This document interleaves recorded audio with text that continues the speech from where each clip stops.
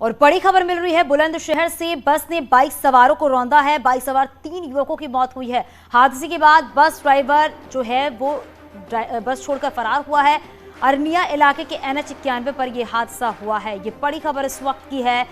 बस ने बाइक सवारों को रौंदा है तो एक बड़ा हादसा हुआ है बुलंदशहर में। बाइक सवार 3 युवकों की मौत हुई है इस हादसे में, और हादसे के बाद बस छोड़कर ड्राइवर फरार हो गया है। अरनिया इलाके के NH 91 पर यह बड़ा हादसा हुआ है। तो दर्दनाक हादसा, और इस हादसे में मौके पर ही 3 युवकों की मौत हो गई है। बाइक सवार 3 युवकों को बस ने रौंदा है और मौके पर ही मौत हो गई है। अरनिया इलाके की घटना बताई जा रही है जहां पर यह बड़ा हादसा हुआ है। तो तेज रफ्तार बस जिसका ये कहर देखने को मिला, जिसके बाद ये बड़ा हादसा हुआ है, और इस हादसे में मौके पर ही 3 युवकों की मौत हो गई है और ड्राइवर बस छोड़कर फरार हो गया।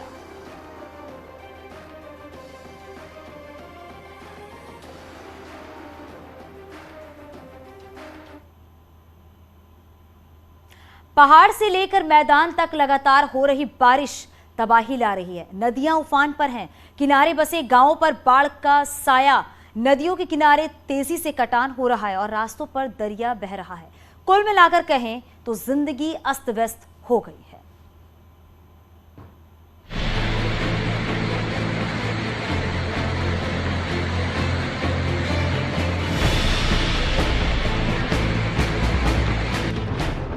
हर तस्वीर डर की, दहशत की, जिंदगी की जद्दोजहद की। लगातार हो रही बारिश से जिंदगी दुश्वार है।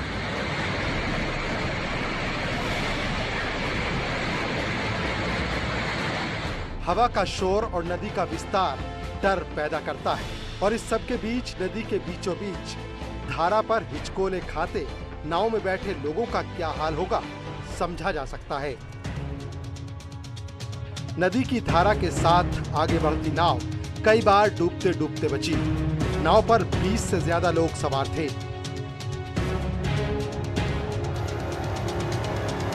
पहाड़ पर हो रही मूसलाधार बारिश से नदियां उफान पर हैं, रास्तों पर दरिया बह निकला है। लिहाजा इस पार से उस पार जाना है तो जान जोखिम में डालनी है। अब दूसरी तस्वीर देखिए। ये तस्वीर भी सहारनपुर की है। बारिश और बाढ़ के बीच जिंदगी कितनी मुश्किल हो गई है इस तस्वीर से समझिए। नदी के तेज बहाव के बीच बिजली कर्मचारी पोल को सही कर रहा है ताकि बिजली व्यवस्था सुचारू रूप से चलती रहे। दरअसल सलेमपुर से पठेड़ को जोड़ने वाली 33 kV लाइन का पोल झुक गया था। नतीजा बिजली सप्लाई बंद थी। उत्तर प्रदेश हरियाणा बॉर्डर पर मौजूद हथिनी कुंड बैराज का जलस्तर बढ़ गया है। पहाड़ों पर हो रही लगातार बारिश के चलते बैराज का जलस्तर लगातार बढ़ रहा है, जिसे देखते हुए आज बैराज से 1,82,000 क्यूसेक पानी छोड़ा गया। लगातार हो रही बारिश के चलते किसी एक जिले में नहीं बल्कि हर जिले में एक ही तस्वीर है। नदियां उफान पर हैं, रास्ते कट रहे हैं, किनारे टूट रहे हैं। कासगंज में गंगा का जलस्तर बढ़ने से 40 गांव बाढ़ की चपेट में हैं। कई गांवों का वजूद तो खतरे में है। नदी के किनारे टूट रहे हैं। इन तस्वीरों में ग्रामीणों को बांधों को मजबूत करते, कटान को रोकने की कोशिश करते देखा जा सकता है। प्रशासन भी राहत और बचाव कार्य में जुट गया है। बारिश के बाद बाढ़ जैसे हालात से बुंदेलखंड भी बचा नहीं है। ललितपुर के माता टीला बांध से पानी छोड़े जाने से झांसी जिले के बैराज ओवरफ्लो हो गए हैं, जिसके बाद आसपास के गांवों को अलर्ट किया गया है। उत्तर प्रदेश से आपको हिमाचल प्रदेश ले चलते हैं। यहाँ के चंबा में बादल फटने से नाले में सैलाब आ गया।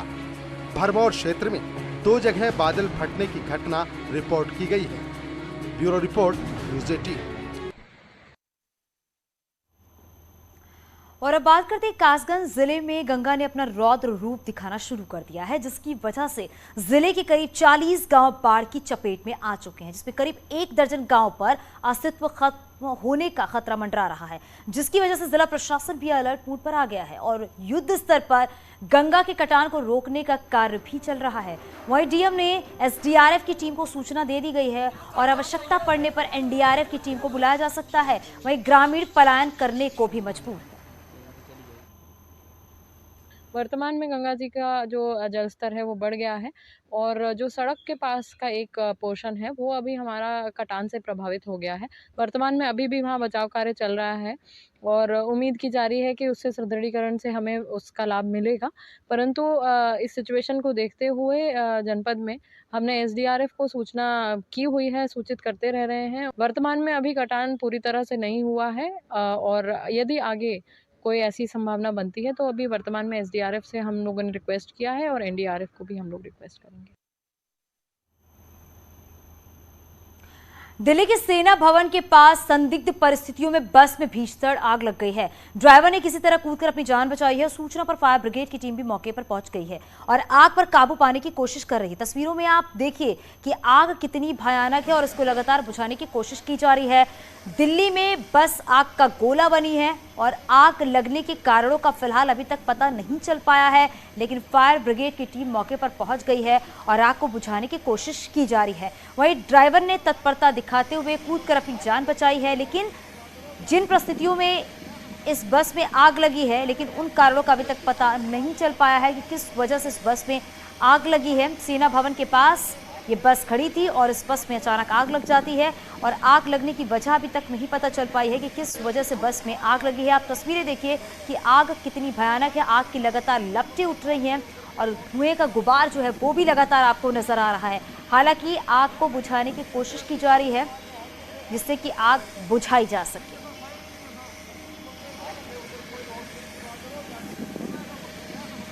ये एक्सक्लूसिव तस्वीर देख रहे हैं आप न्यूज़ 18 उत्तर प्रदेश उत्तराखंड पर। अयोध्या का नाम इन दिनों भूमाफिया और अवैध प्लॉटिंग को लेकर चर्चा में है। पहले अवैध प्लॉटिंग करने वाले लोगों की सूची आई है और इसी सूची में कई सफेदपोश का नाम भी सामने आया है। अब एक ऐलान ने जीवन भर की पूंजी जमा करके आशियाना बनाने वालों की रातों की नींद उड़ा दी है। दरअसल अयोध्या की सप्तसागर कॉलोनी को अवैध बताया गया है और कहा गया है कि कॉलोनी प्राचीन कुंड और सरोवर की जमीन पर खड़ी है। बड़े दुर्भाग्य की बात है कि जहां पर साधु संत, जहां हिंदू जनमानस, जहां पर लाखों करोड़ों आम जनमानस की आस्था जुड़ा हो, वहां पर मंदिर खत्म हो जाए, कुंडे खत्म हो जाए, जो सिद्ध प्रसिद्ध जगह वो खत्म हो जाए तो बड़ी निंदनीय बात है। सप्तसागर जहां भगवान राम की जब राज तिलक हो रहा था उस समय में 7 समुद्रों से जल ले आकर वहां रखा गया था।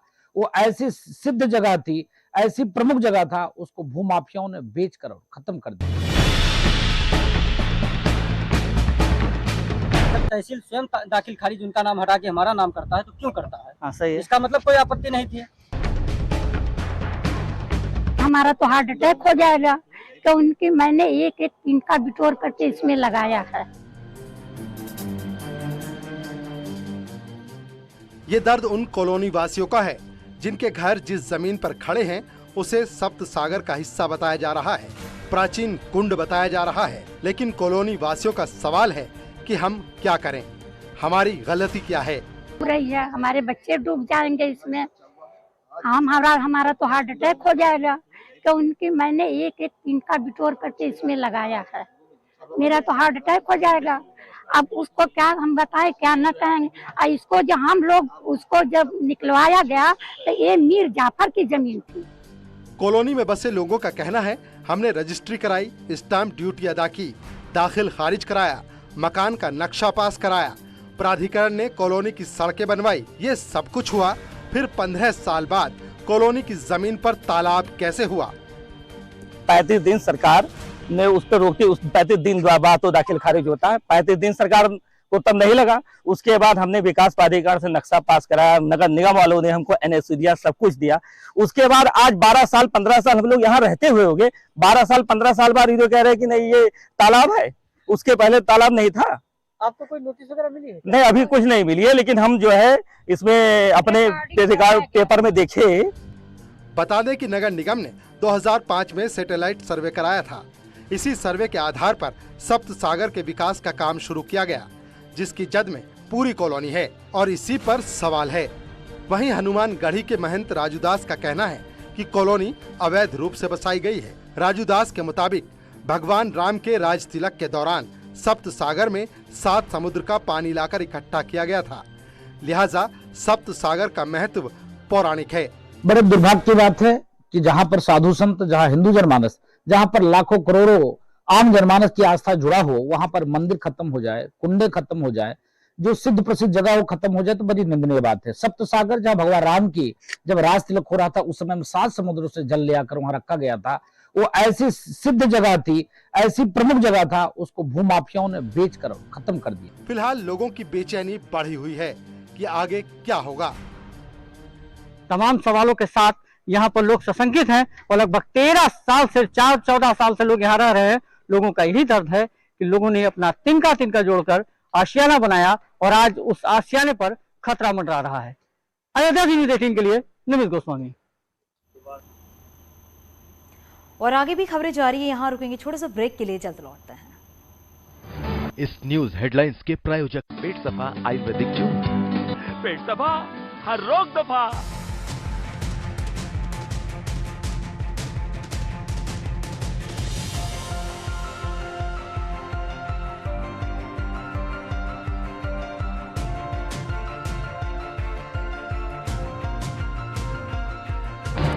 इस न्यूज हेडलाइंस के प्रायोजक पेट सफा आयुर्वेदिक जूस। पेट सफा, हर रोग दफा।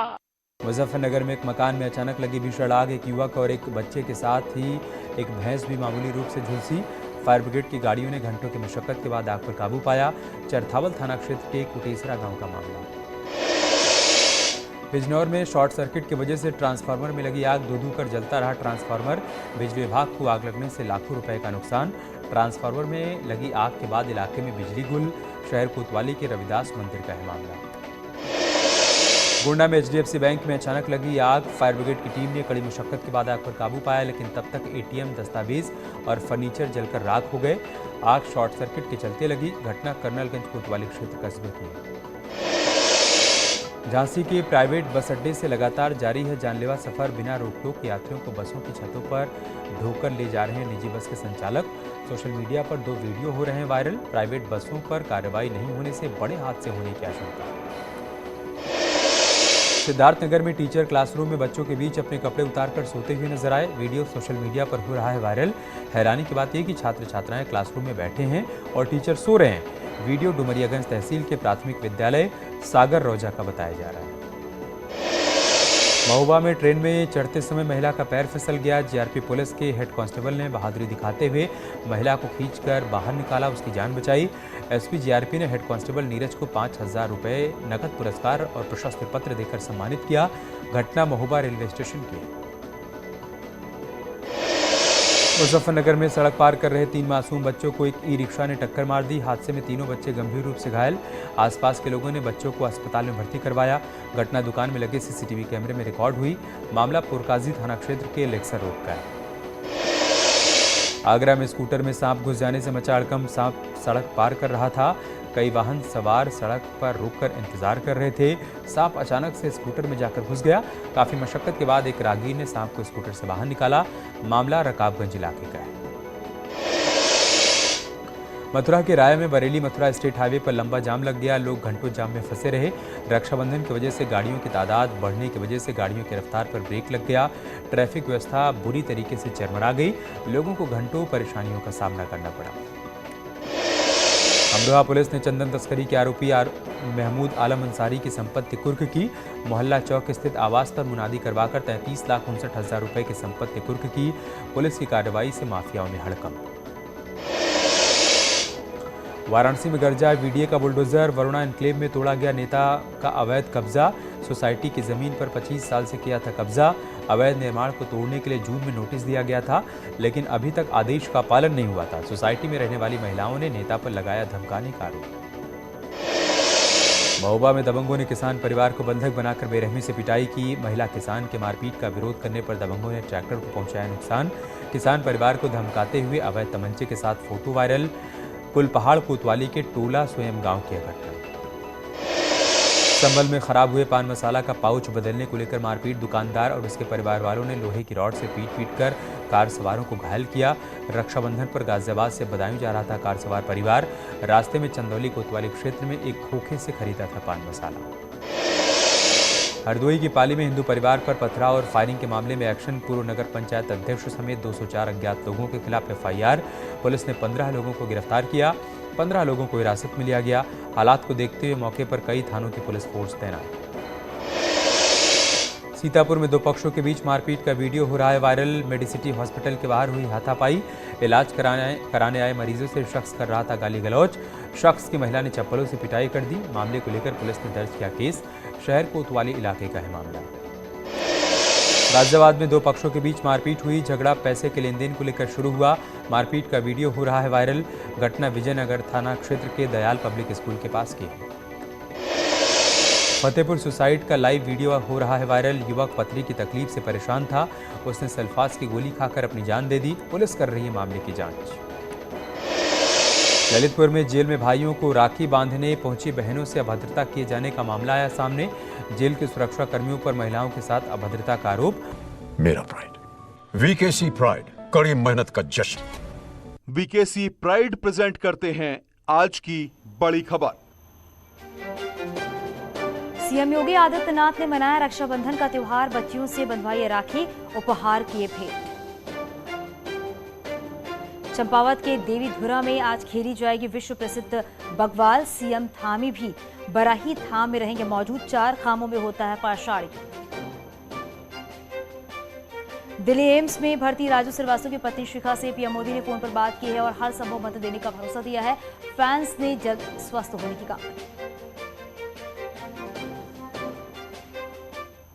और बड़ी खबर मिल रही है बांदा नाव हादसे से जुड़ी। ये बड़ी खबर है, लापता लोगों के परिजनों ने हंगामा किया है। एनडीआरएफ एसडीआरएफ का रेस्क्यू ऑपरेशन जारी है। लापता लोगों के नाम मिलने पर यह हंगामा किया जा रहा है। गांव वालों और पुलिस के बीच नोकझोंक भी हुई है। नदी में जाल डलवाकर तलाश करने की मांग की जा रही है। ये बड़ी खबर इस वक्त की है। बांदा नाव हादसे से जुड़ी ये बड़ी खबर है। दरअसल 17 लोग लापता बताए जा रहे हैं और यहाँ पर लापता लोगों के परिजन जो है वो हंगामा कर रहे हैं। एनडीआरएफ एसडीआरएफ का भी रेस्क्यू ऑपरेशन जारी है। तस्वीरें आप देखिए।